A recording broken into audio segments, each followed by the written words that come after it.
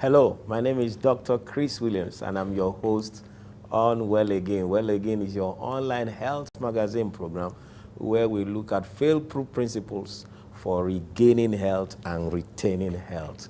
You are welcome.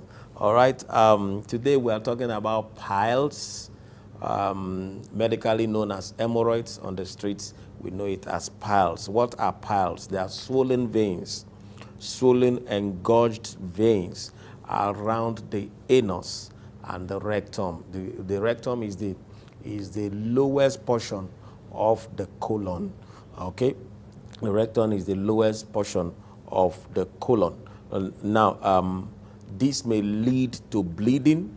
It may also lead to protrusion of the rectum. Okay, and so that's it. So a pile is simply varicose veins with enlarged which enlarge and lose their elasticity, resulting in protrusion. Varicose veins which enlarge, lose their elasticity, and then result in protrusion into the anal canal. Now, what are the causes of pile? Several causes. First and foremost, two causes are inadequate intake of fiber in food and inadequate intake of water in food. Inadequate intake of fiber in food and inadequate intake of water in food. One should take about 3 to 4 liters of water on a daily basis. So there are many things that inadequate water intake causes. One of them is pile, actually. Okay, and other causes of pile, or things that will cause pile to aggravate, are prolonged standing and sitting. Violent coughing, lifting heavy objects, or even lifting light objects, but lifting them wrongly, not lifting them with one's by bending one's knees. Okay, so some people, when they want to lift, they bend their waists. That is wrong.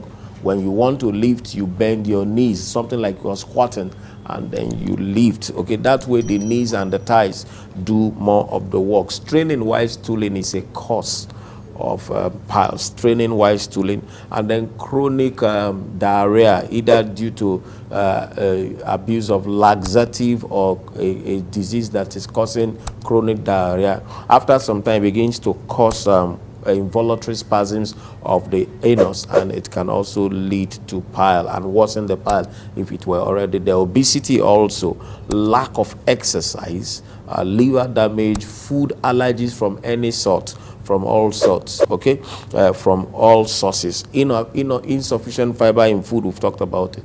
Pregnancy and childbirth, especially delivery that is a bit difficult, can lead to pile. Now, what are the signs and symptoms? Itching, burning, pain, inflammation and swelling, irritation around the anus. It can lead to seepage of stool. Okay, stool can be leaking little by little, and again it can, or even water, not essentially too, but water every time that place will be wet. That's what we call seepage. Bleeding also. Bleeding, it can lead to bleeding, and the bleeding in pile is bright red, showing that the bleeding happened just around the anus. If you see blood in your stool and it is dark red, then it is not pile. It means that the bleeding is coming from up the colon, and that maybe means some other things. You need to see a doctor. Now, there's external pile, there's internal pile, and there's prolapse pile.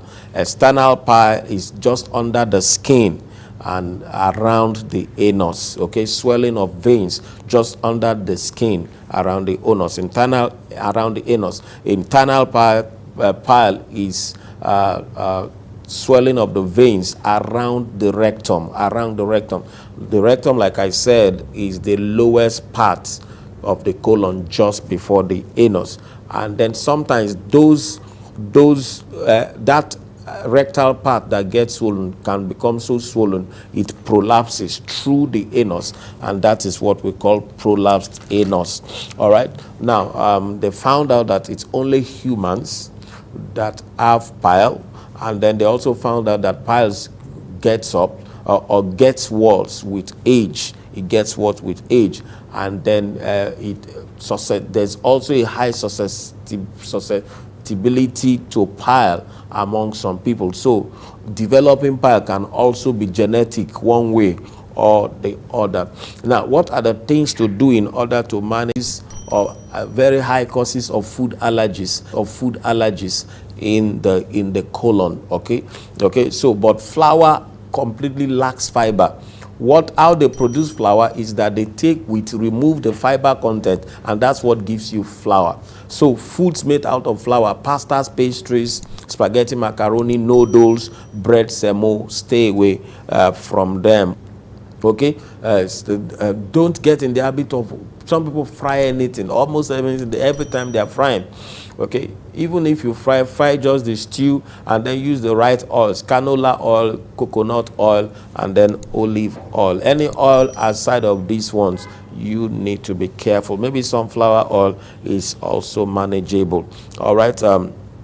So do that, and then stay away from sweet things. I mean, everybody on the street almost knows this. Sweet things cause pile and they aggravate pile, even including sweet fruits. Stay away from them. Okay, stimulants also, alcohol and coffee, stay away from them. And then stay away from hot spices. Any food that is too hot, contains a lot of pepper, stay away from it. It causes pile, and it can also aggravate pile if it's there. What food should you eat? Eat foods that contain a lot of fiber, like whole grains, millet, guinea corn, acha, tamba, okay, finger millets, all this, quinoa. These foods contain maize, millet, guinea corn. I've said that. Stay away. These are the foods that you should eat. Also, flaxseed contains a lot of fiber, and the oil is very good. The oil helps to lubricate the colon. There are some other things you can use as fiber supplements, something like Xylem Ox, Plantago Ovata, or healthy pap. We sell it as healthy pap. You can add it to your food. Okay, and then you can also take rice husk and grind it, or coconut chaff and grind it, tiger nut chaff and grind it, and then into powder, and then you add like 2 or 3 tablespoons each time you eat. That's extra supply of fiber to your food. Okay, very important. Other things and vegetables and fruit that can give you fibers are things like apple, like beetroots, like nuts, cashew nuts, Brazil nuts, cabbage, carrots, whole grains, and all that. All right.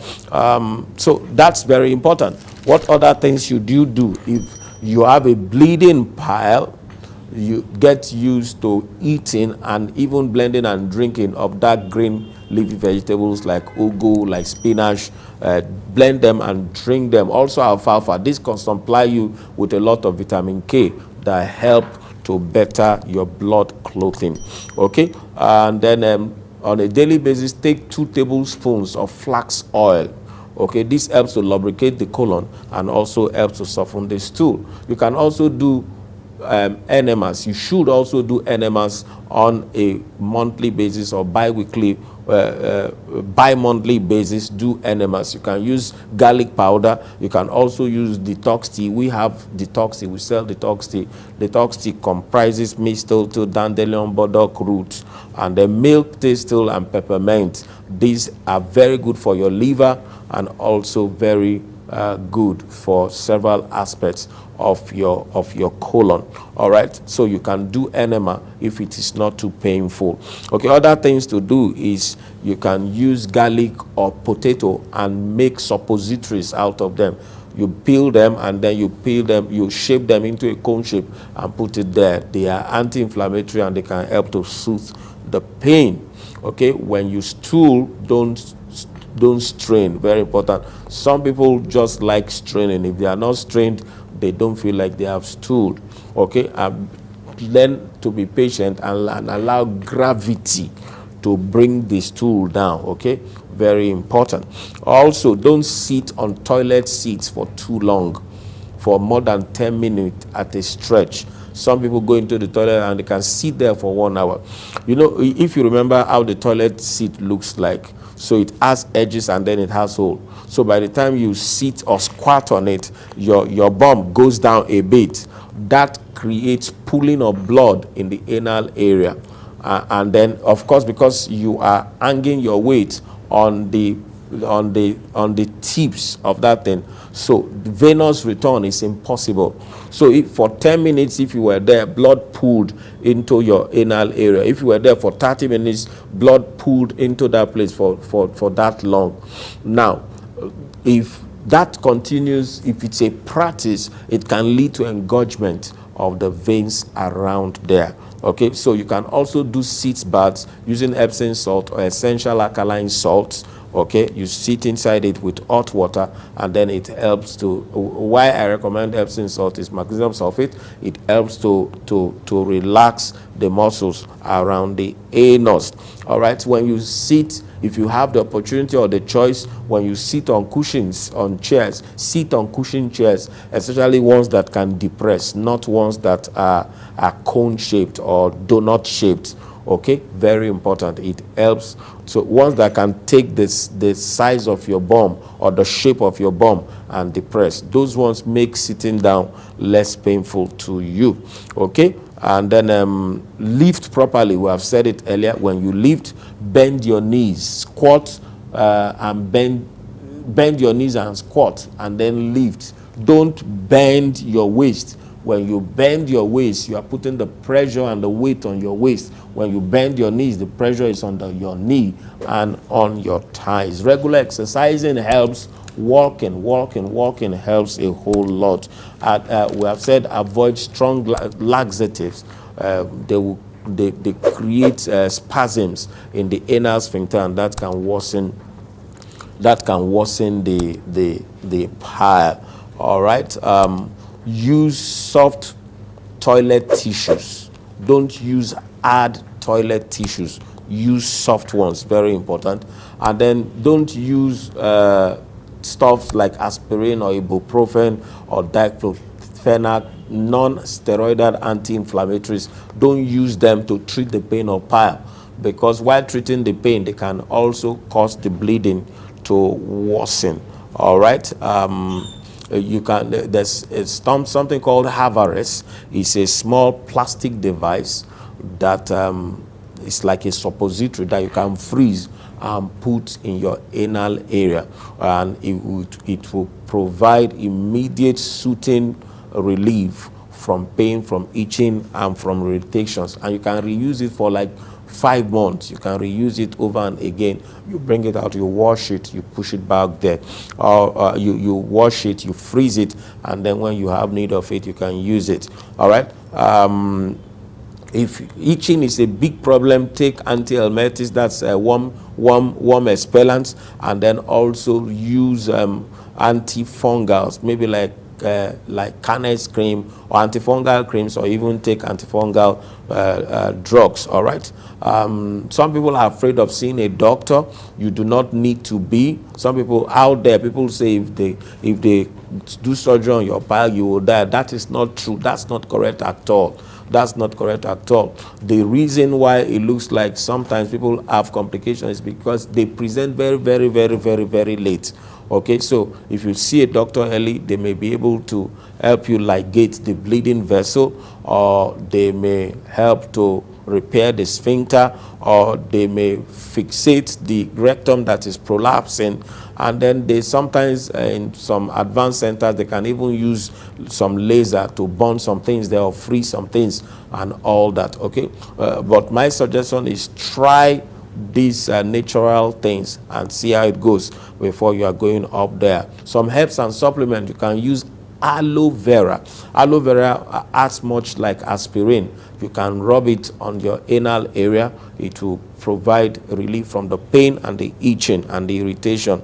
Okay, and then you can also make poultices that you can apply to that area from several things, from bayberry, from white oats, from maya, from comfrey, from elderberry, from mullein, from witch hazel. You can make all this.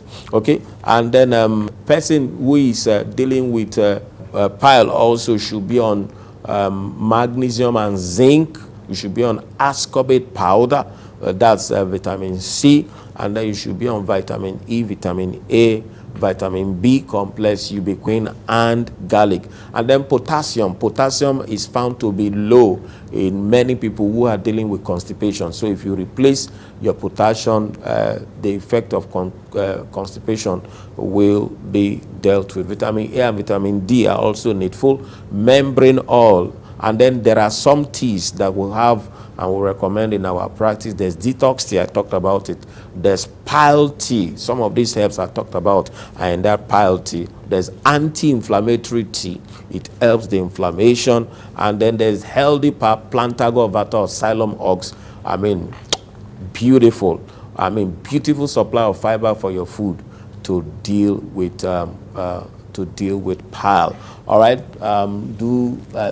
As I round up, I just want to remind you that you should subscribe as I'm talking right now. Press the subscription button, press the like button also, and then turn on the notification bell. The reason for the notification is so you will know when we will upload new videos. Very, very important. Now, we do trainings. We do monthly trainings, second Wednesday, Thursday, and Friday of the second week of every month. We do trainings. It's a paid training, 3 days intensive training. At the end of the day, you get some kind of certification for it. And then if you are outside of Lagos, you can actually join us on Zoom. You can join us on Zoom. It's a paid training, like I said, and it's something you need to call in so that call in much earlier so that we'll prepare for you. Also, we train in conferences, seminars, corporate retreats, church retreats, ministry retreats, all kinds of retreats, family retreats. We train there, and then even parties and all that, you want us to come and do some trainings, we'll do that. We train for big organizations, for state governments. We've done trainings from Lagos State, for Oyo State, for MTN, for First Bank, and several other banks and churches, mega churches, big churches. And then we can come to do your corporate retreats. The more your people know about their health, the better for them. It's very, very important. All right, so best way to reach us is to follow our handles, okay? And then, but the one we prefer the most is the WhatsApp. Send us a message on WhatsApp, and then we'll begin our communication from there. All right, we got our books, sickness-free, fail-proof protocol for regaining and retaining health. This book is a bomb, and it has helped many people around the world, literally around the world. Sometimes somebody just sent in some pounds to me this week that we entered, and some books were sent to the UK several years ago. I had forgotten, and then they just paid for it now. Okay, so any part of the world where you are, we can work out how some things can get to you. Okay, reversing depression naturally is also available, and then reversing diabetes naturally is also available. Other 2 books are available. Is one by Itoro Bright, Make Your Food Your Medicine, and another one by Daniel Ekele, Living a Disease-Free Life. All right, thank you so much for being with us today. Till I come your way, there's a video that I recommend very, very well for you. Okay, go to our YouTube page, Dr. Chris Williams, and see some other videos. There are several of them, but one that is trending now is Consider an Adoption, and the one on erectile dysfunction. Thank you so very much for watching. Till I come your way again. Bye-bye. God bless you. Thank you.